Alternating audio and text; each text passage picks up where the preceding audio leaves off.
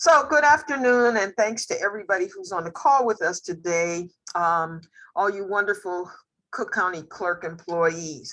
We are thrilled to have this afternoon our own speaker from the Cook County Clerk's office. And we're, of course, celebrating Women's History Month. And we don't have to go any further from this building to find people like Estela being with us today. And she's going to tell us a little bit about her story. She's an amazing woman. She's had an amazing career. And I'm just really excited to hear from her if my speaker ever comes on. So Estela, she works as a tax examiner in our office in tax redemption department, and she's been there for 12 years now. Thank you so much for consenting to do this, and the floor is all yours. Emily, thank you so very much. It is an honor for me to be here today in the Women's History Month, Lunch and Learn. Thank you for the opportunity. And thank you all for joining. I hope you enjoy my story. My story. Well, I migrated to this beautiful country in 1990. I was only 8 years old. And what happened before that? Well, a little bit about myself before. Not a lot to remember. I was a child, but I remember happiness. Happiness.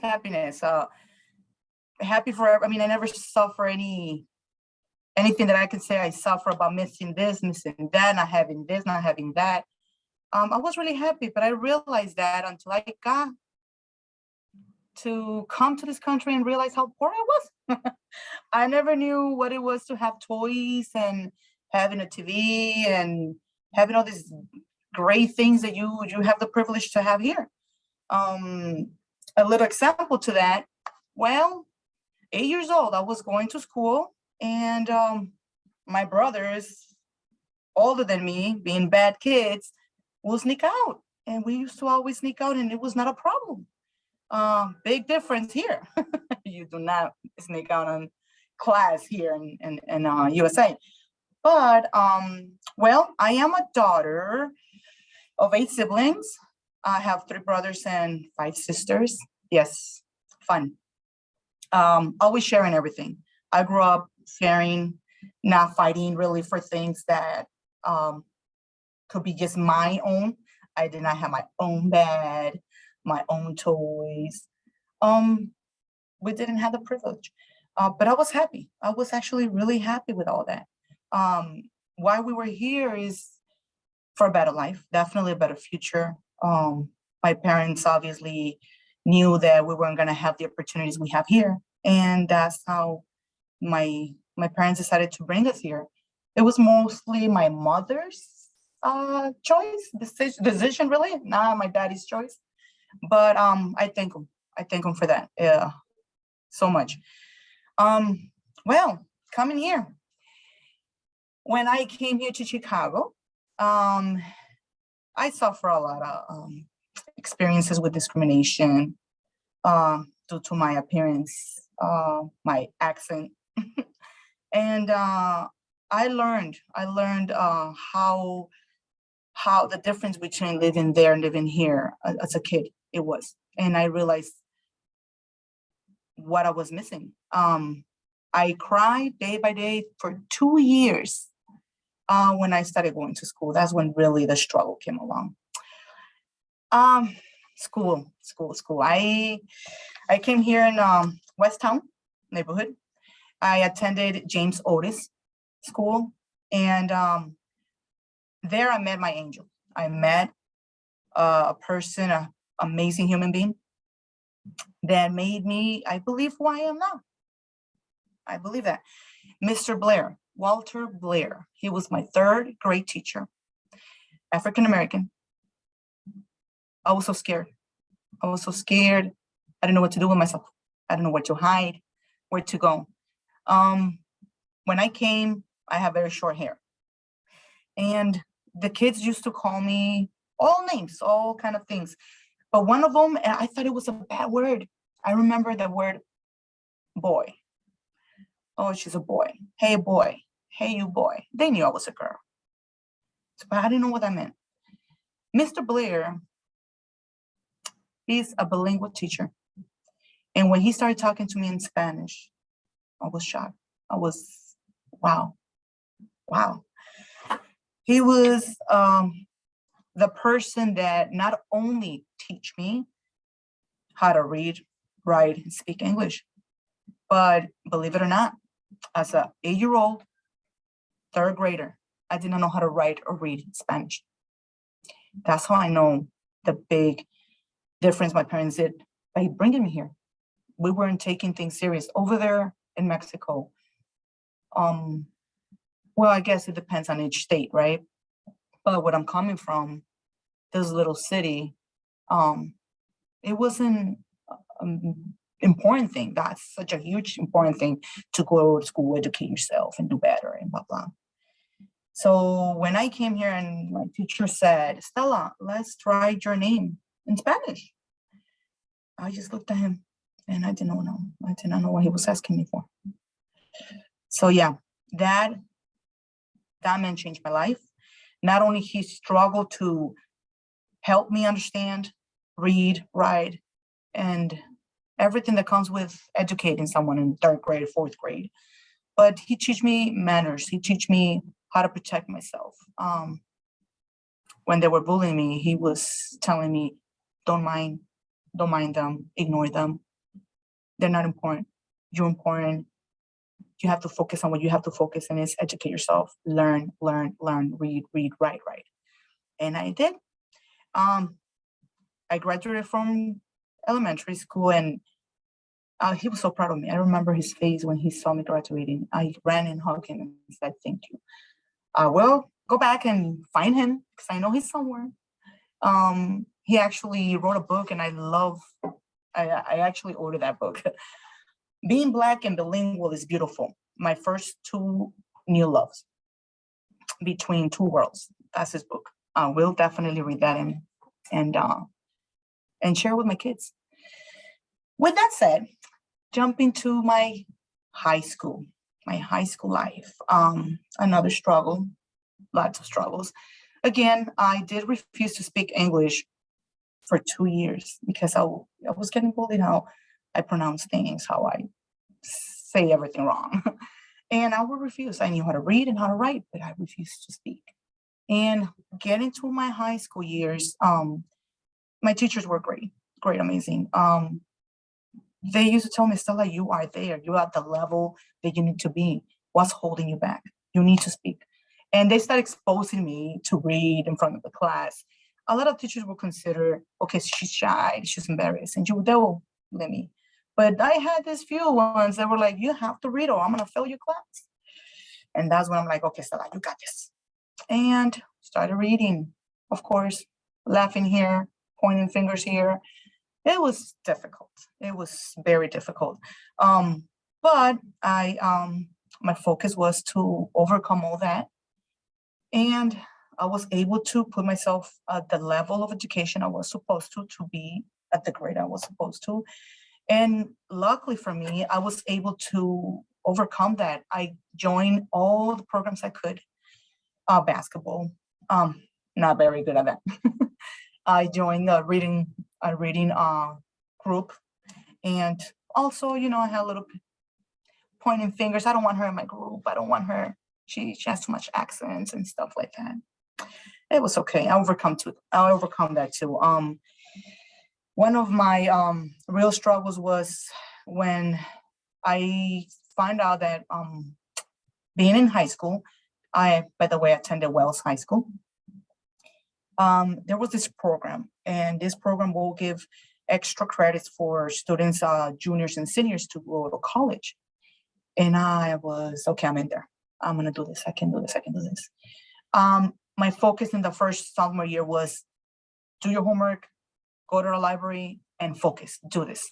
I put always my extra step to make sure that not I only was able to do the work, but I was able to present my work. And that was how to pronounce things right. And started role playing a lot. Even my brothers used to make fun of me because I used to watch this show called, and I know you all know what I'm talking about, Beverly Hills 90210. This show was, that was it. I would repeat every word the way they will pronounce it for me to be able to say it. I knew how to read it and I knew how to write it, but I couldn't pronounce that right. So that program helped a lot. I used to talk to myself and my brothers would look at me like, what? You don't even know what you're saying. You don't even know what no. But that did help a lot. So I was able to get enrolled in this program. And I attended Robert Morris College, beautiful, as well as DePaul University. Gorgeous, gorgeous, gorgeous. I learned a lot. I did 6 months in one, 6 months in the other. And my major was to pursue for a degree in business administration and accounting. I always liked that. That was back in 1997 to 98. Unfortunately, at that moment, was still waiting for my green card. So I had no Social Security to use to apply for college. That was a big disappointment, but I'm like, I'm still gonna try it. Unfortunately, that didn't work out due to financial strain and unable to continue my education. I was forced to basically drop out and let go of those programs. I did graduate from high school and gave myself a little break to find out a way to see what route to take. I had my first son right after graduating, and Sebastian, and that changed my route, my focus of just focusing on going to school. So I decided to go to work. So I started working as a teller at, as a cashier at Treasure Island. I was there for 1.5 years, and that helped tremendously. I was forced to speak to every customer, my skills, improving my skills with customer service. And that's when I learned that I was capable. And I love customer service. I love assisting people, helping them with whatever it was, something simple like, where can I find orange juice, or I can't find this item, or I need to be guided to this item. And I loved it. I love the feeling of knowing I can assist and I can help. Well, from that point, I really, really thought about my future and said, okay, I have to do something. Let me go back to school. Knowing that at that point I couldn't enroll to a college. Luckily, thank God, in 2000, actually, yeah, it was 2000, I received my green card. I was the happiest kid. And right away, I went to attend a private institution which offers quality technical programs, and I assisted the College of Office Technology. And I received my certificate in microcomputer business systems. That was it. I applied to banks everywhere. I applied to different companies, and I got accepted to this as a teller at Banco Popular. And that's what started my focus, my route, customer service. I love it. I love it. So being in Banco Popular, it also improved my skills. It also helped me move on. Every job, and I tell you, every job gave me the opportunity for more knowledge, more skills. And if I couldn't do it the route of educating myself through college, I was not giving up and said, learn everything you can from every opportunity I get. And that I did. I was still struggling with my accent and discrimination due to my appearance. I had a lot of trouble with customers not wanting to come to my window. Yeah, that was tough. They will refuse to come to my window because, she don't explain things right, or she cannot help me. And I wasn't even given the opportunity to actually serve them. So that was a challenge for me. I'm like, let me improve that. And that I did. I didn't want to continue year by year, not going to college, not having a degree, not having something. And I decided to apply once again, not giving up, and I got admitted to the Bryan University. And I went for a bachelor's business administration program somehow to see if I was able to pursue my dream. And that was in January 2007. I had my second son, Fernando. And there you go. Once again, second child. It was not easy. At this point, I had a 6-year-old and a newborn. I went in, unfortunately, due to other circumstances, problems. I wasn't able to continue, and I was forced, I had to withdraw from that at that point. And also, I received my bad news that my false application wasn't approved. I received my denied letter, and that a lot of things kind of trigger for me to say, you know what, put it to the side. I can do this later. But I'm always pushing for something. I know when I'm thinking about improving myself, I'm going to push myself to it. So I decided to become a naturalized citizen. So I applied for my citizenship in 2006 or 7, maybe around there. And I became a citizen, and that was my next project. My jump to apply for governmental agencies, work for the government, and see where can I go there. And my focus always has been, and it will always be, customer service, assisting people, helping people. I know the struggles I went through, a lot, very hard. Most of all those experiences are who have forced me to be who I am, really. And it's basically the challenge of, okay, I'm doing bad in this aspect of whatever it is that I'm doing, I'm going to improve it. And improving I did. Thank God, in 2010, I received a call from, back then, Rosa. Thank you, Rosa, from HR, Rosa Torres. She calls me, and I forgot I had applied. It was like months later that I received this call. And I remember receiving the call and saying, hello, this is from the Cook County Clerk's office. Would you like to get an interview? At that point and moment, I was confused. I'm like, oh my God, what did I do? When? Where is this location? It was bad. But it's just the right timing. Everything's the right timing. At that point, I moved job to job. From Banco Popular, I was transferred to Chase, and from Chase, went to AT&T, and from AT&T, I'm here. Every single one, customer service, serving. I have learned everything I know, everything I am through my job experiences. At this point, I'm still thinking, going back to college and give that a shot, just succeeding, overcoming my challenges of why I don't have this and why I don't have that, why not? Let's get this done.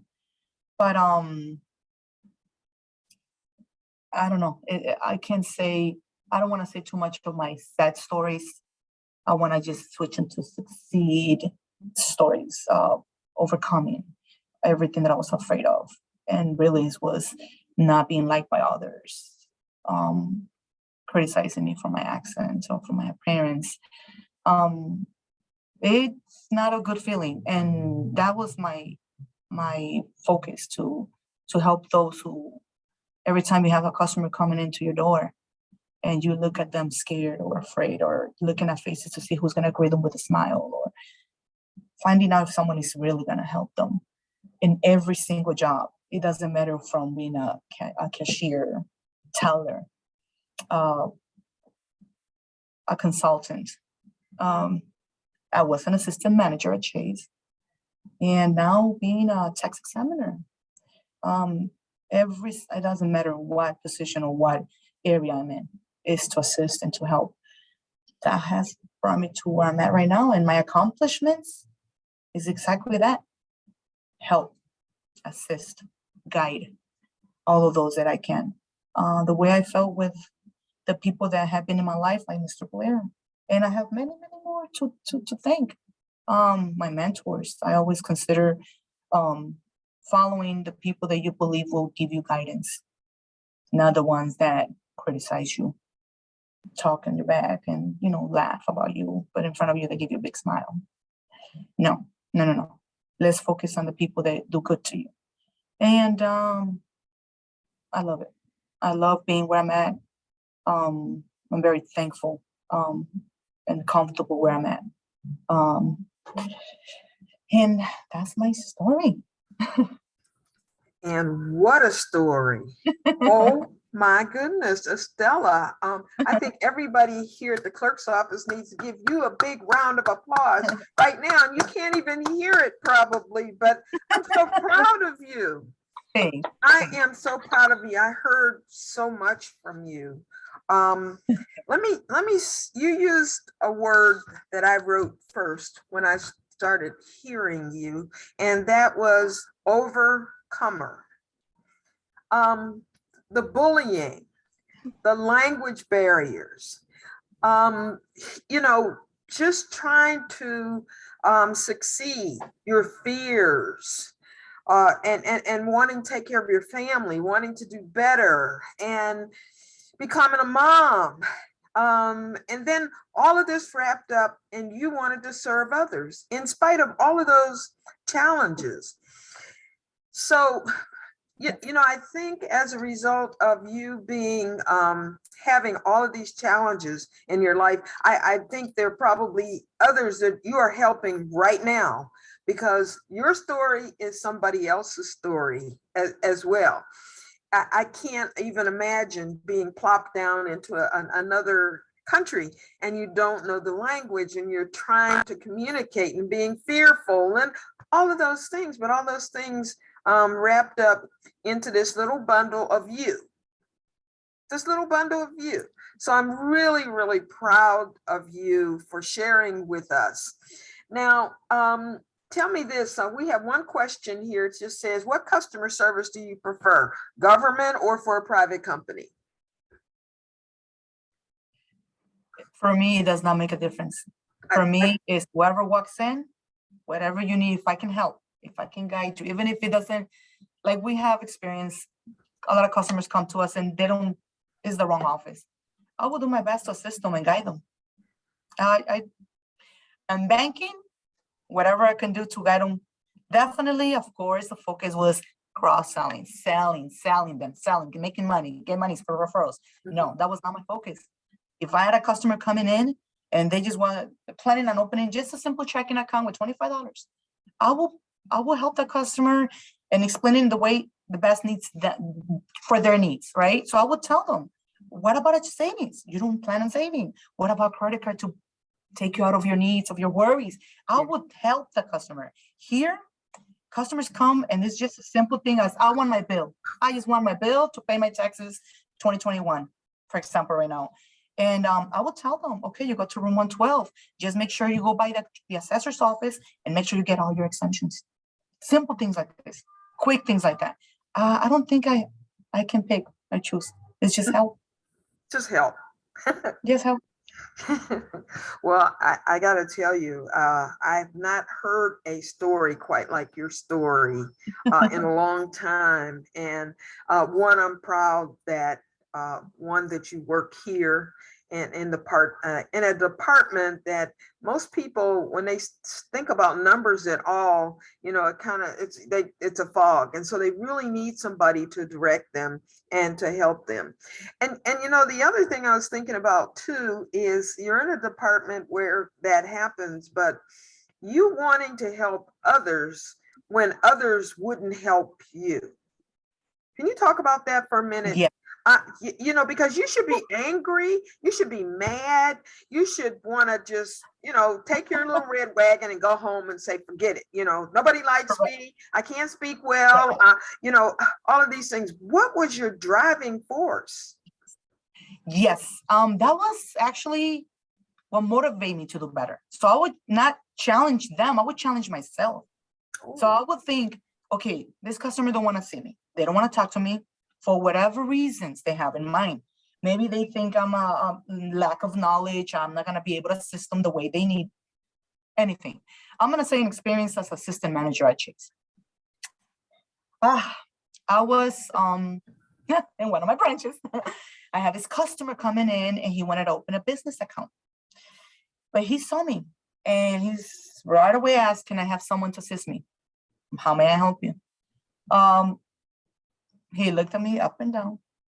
Oh no, I need the assistant manager. How may I help you? Let me talk to the manager. He's not in today. You will have to set up an appointment. How may I help you? The moment I said that, he says, oh, I'll come back. And I'm like, sure, can I get your name and number? But if you actually tell me briefly what you need, you might be surprised if I can assist you. Yeah. And that was it. I would switch the whole situation. I would challenge them, obviously, with this. I was just being kind, respectful. And that's how I was switch the whole entire situation. And that was more like focusing on me. I wasn't really focusing on getting angry why he don't want to talk to me, why he's looking at me like that. I would seriously, I have to say, I thank Mr. Blair for that, my third grade teacher. Everything I went through those first 2 years in elementary school, he gave me the answer to everything. Don't focus on them, focus on you. Don't get mad at them, they don't know what they're doing. So ignore them. And since that point on, I think that got me away from a lot of trouble, okay? So where's Mr. Blair these days? Oh, Mr. Blair, he is, he's still in the Chicago public schools. I believe one of the, I can't remember if it was Fox, something, but I will find out. I will go back to that. Yeah. I do know when I Google his name, I'm like, let me find him on Facebook. Let me see what he's doing. I'm like, I have to go thank him. I have to go see him. He is my angel. I will say he is my angel. Lots to thank him.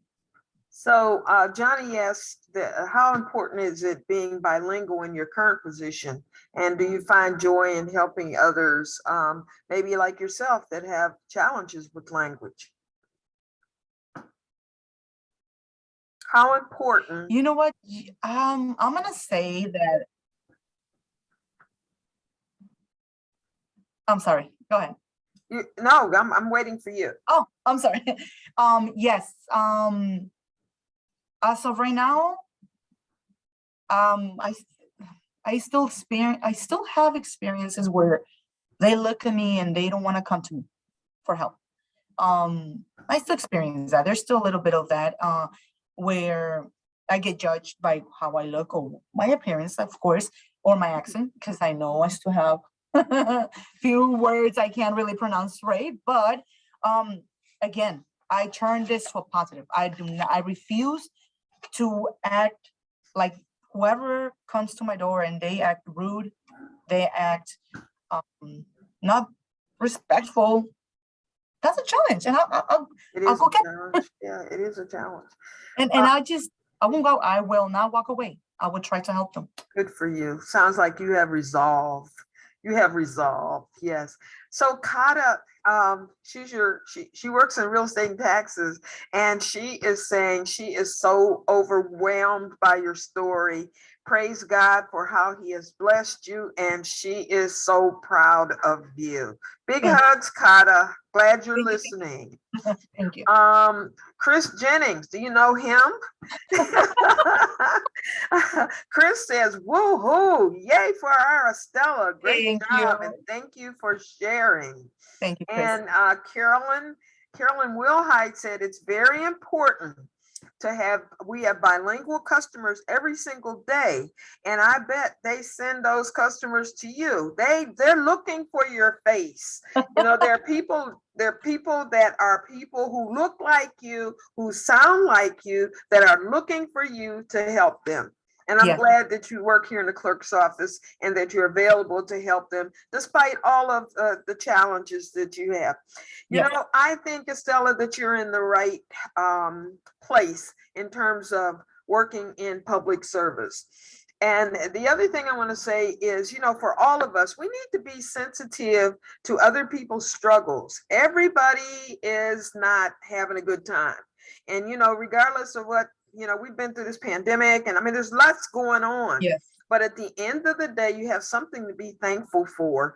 And somebody like you who has resolve in spite of all of what you've been through.